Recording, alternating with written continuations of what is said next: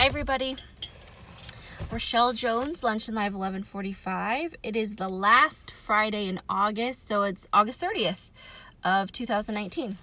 So today is Friday, Grief Awareness Day, and I thought, hey Cheryl, so Grief Awareness Day. First of all, we need to kind of make sure we understand what grief is. So many of us, I think I was one of them, thought grief was about the really big things like death. And that was kind of probably the only time I would use the word. So I think we need to dig into that a little bit and understand what grief means since it's Grief Awareness Day. Yay! Okay, so first of all, a little bit about me.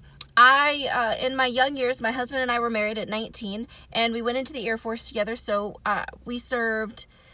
Did he do 5 years or 6 years? We both did 7, actually. So I served 5 years, and then I got out of my active duty time and went reserve, where I was called right back 2 weeks later and activated for another 2 years. So I served 2 years in the Air Force. I worked as in the ICU, in the surgical ICU, what they call a medical technician, which on the outside is a nurse, and did that, worked in immunizations a little bit. I stayed stateside. I didn't deploy, which was actually a form of embarrassment when I was activated. I was like, why am I not going?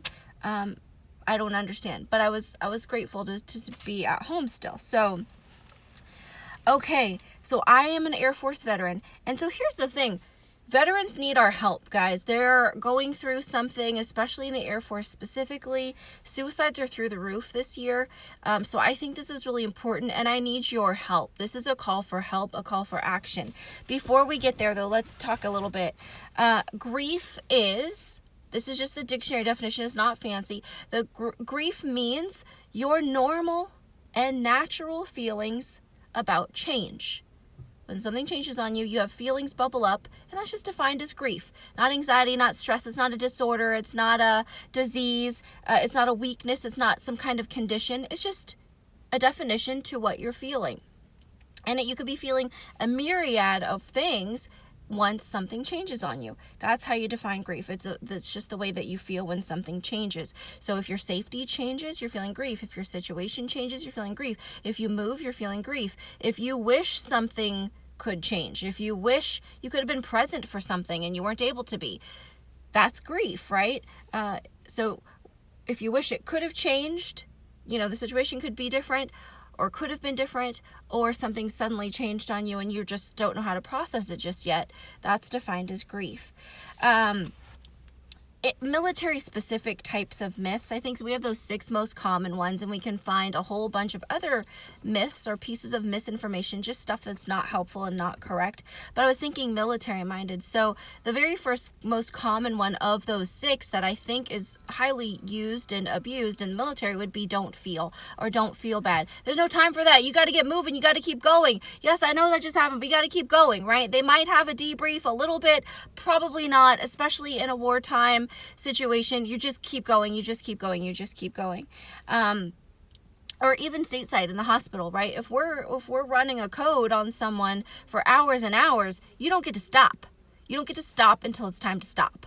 So till they're officially alive or they're officially dead. So, and you keep going and you keep going and you go to the next patient. Just because one person dies, you've got work to do. You kind of got each other's back, but then you've got other patients, don't you? And so, don't feel bad.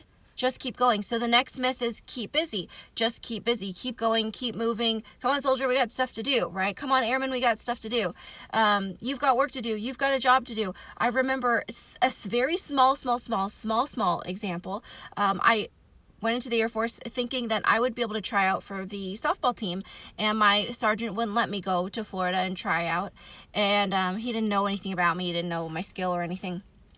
And I remember just being devastated. My dream died, and it broke my heart. I was experiencing grief because my dream died, and I remember going to the bathroom and sobbing for like 30 seconds, and then get back on the floor, get back on the unit. You got to get to work. There's no such thing as calling in sick in the military. There's no such thing as I'm just tired today. I'm not feeling it. I don't feel good. I need a repair day. There's no such thing as that. They are pushed to the brink. They are owned. And yes, they sign themselves over, but that's not that doesn't mean it feels good. That doesn't mean that you now have no ability to feel. In fact, you can't turn off feeling, but you can turn off paying attention to it, and that actually is not healthy and well. So don't feel bad, keep busy, and be strong. Come on, you toughen up, man up, soldier up, cowboy up, all the things that we say, hoorah Air Force, right? We got all of our things, and you just got to tough it out, keep moving, keep going. We don't sit and dwell on it. The first responder side, the hospital side, we're also working in ER, we're working in the field on the bases, we're working in the field on the, whatever. And there's no such thing as stopping when you're not feeling good. You just got to be strong. You just got to keep going. Of course, I don't even know what that means to be strong. What that really is used as, don't show emotion. When someone is saying you've just got to be strong, they say that's what they're really meaning is stop showing emotion. They're basically telling you that you're not acting robotic enough. Stop showing your humanness around me. That's what be strong means. So be really mindful if you use that inside the military or not. But that's what we're socialized to believe in the military, okay? And here's the thing about grief. Any little situation that produces those feelings called grief, they're cumulative, meaning they add up, and they're cumulatively negative. So it gets to be a bigger and bigger and bigger pain, a bigger and bigger consequence, negative consequence on you, on your physical self, whether it's going to affect your health, your mental status, your physical status, your emotional status, your spiritual status. It doesn't matter. It's going to have a bigger and bigger and bigger negative impact on you. 81 suicides in the Air Force this year so far. What are we? We're not even at month 9 yet. We've got 81 so far this year.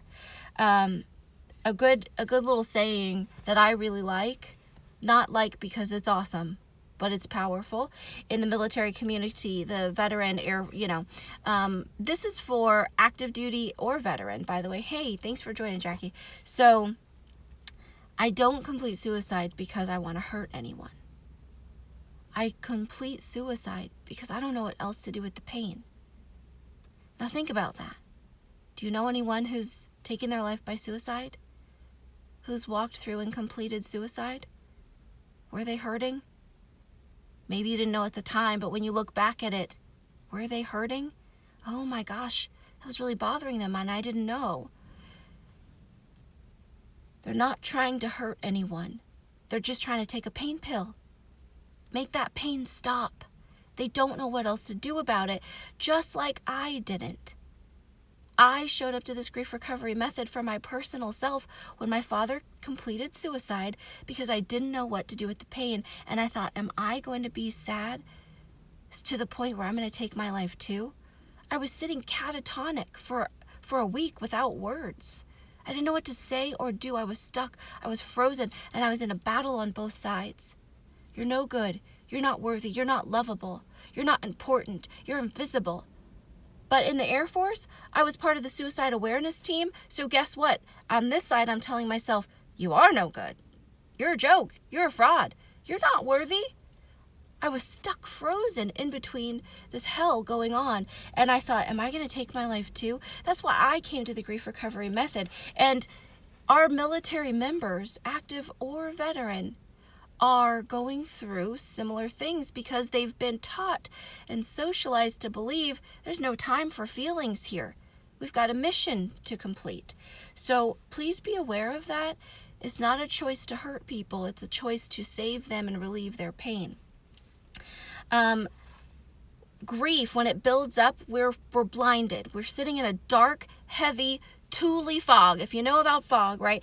You're in a dark fog and you just habitually start going through the motions. You're not thinking, you're not looking around, you're not taking it in. You're going through the motions, you're building habits, and every time you're acting out of habit, you're not acting out of choice. You're acting out of, I don't know, I just naturally do this.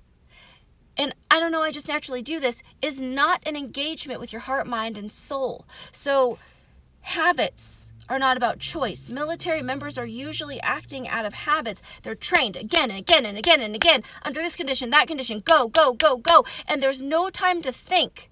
They get into their habits. Well, guess what? That one time, they, I don't know, maybe they had a drink with a friend. Maybe they whatever. And they go home and they go to bed. And guess what won't shut up? their mind. Their heart is screaming out for help. You can't silence me anymore. I need help. And they don't know what to do. But they got access to weapons. They're stuck. I need your help.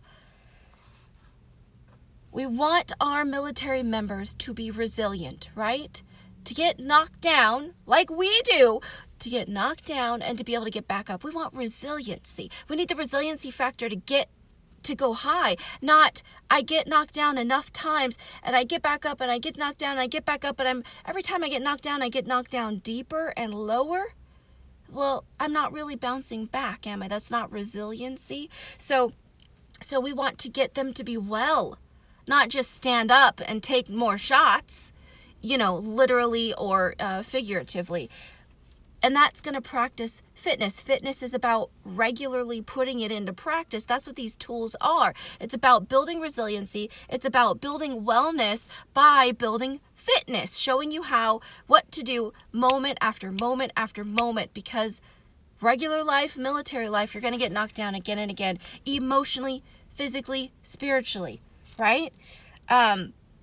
This class, Grief Recovery Method, is not therapy. I'm not a counselor. I'm not a therapist. There are counselors or therapists who are also grief recovery specialists, but the Grief Recovery Method classes on their own are not therapy or counseling. This is not therapy. You're not going to your therapist. I'm like a professor. I'm a college professor. You're going to class. You're going to class, and I'm going to show you how to find your emotional wounds, and I'm going to show you what to do once you find them. This is not therapy. Don't come to me telling me your whole story. You will naturally share this or that. Wow, I realized this. Wow, I discovered that. I'm not interested in your whole story. That factual, detailed story stuff is all up there in your head. I don't want to be in your head. Leave that to the therapists. I'm going for your heart. And I want it to be healthy so you can be well, so you know how to be fit, so you know how to be resilient. That's what this is about. Training like exercise. We're training. That's what this class is about. And I'm just with you as your coach, as your trainer.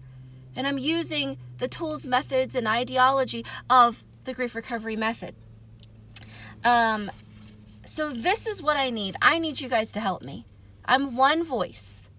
I need you to be calling your congressman. Call any local military member that you know. Call the base commanders, the first sergeants. Call the family, the first, what am I trying to say? The family, well, I can't even think at this moment. Hey, Jones, but base commanders, chaplains, on base, congressmen. Call anyone you think could be helpful, because guess what? One voice is not very loud. But we all start talking together and this becomes bigger. We can implement this into our militaries. We can help our service men and women. Because taking their life, it's relieving their pain, but it is causing a wake of pain, isn't it? Who's connected to them? Who are their friends? Who are their coworkers? Who are their family members? Who are their spouses, their children, their siblings? This is not the way, guys. Suicide hey Bruce, is short-term belief for everyone else.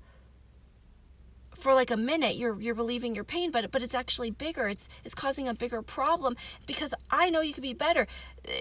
I could help you. I could help you if you want to receive it, but I can't do it by myself. I need you all out there to be calling, making calls, trying to get the Grief Recovery Method introduced to our military members, to the bases, to the chaplains, to the family readiness centers, which is helping the family. We need to educate people on what to do so they can get back up, because right now they're not wanting to get back up, and that's not good. 81 suicides just this year so far. This isn't okay. I need your help. I need your intervention. If you don't know, if you want to call me or email me, I do actually have numbers and resources available to me that I can share with you. So I just need your help. I need your help, because grief is everywhere. The feelings that bubble up when life changes, our money, finances go down, or our finances go up when we deploy, when we miss, which means, you're sent over to overseas or just away. You miss births, you miss friendships, you just miss connection, you miss love. You're not loved when you're deployed. You're a dang robot. You're a number. You may love each other a little bit, to have some kind of camaraderie, but really you're lonely inside. We need to help our men and women figure out what to do when those feelings come up. So I hope that you'll join me in this. I hope that you'll help me. It's not a one-man job. If you don't feel confident, you want to try out the class first, sure, come to a class first so you know what you're calling these people about. But I'm calling you, I'm begging you for your help. Please share this video, like it, share it, subscribe to the YouTube channel, which this will be posted on the YouTube channel. Comment, tag people, whatever you need to do. Let's do this together. Let's work hard to prevent these suicides from happening. They're sad. These people are young usually. They don't know what's going on. They're babies like we have been. We got to help them. This is your job just as much as it is mine. I love you all. Thanks for joining today. Happy Friday. I'll talk to you next week.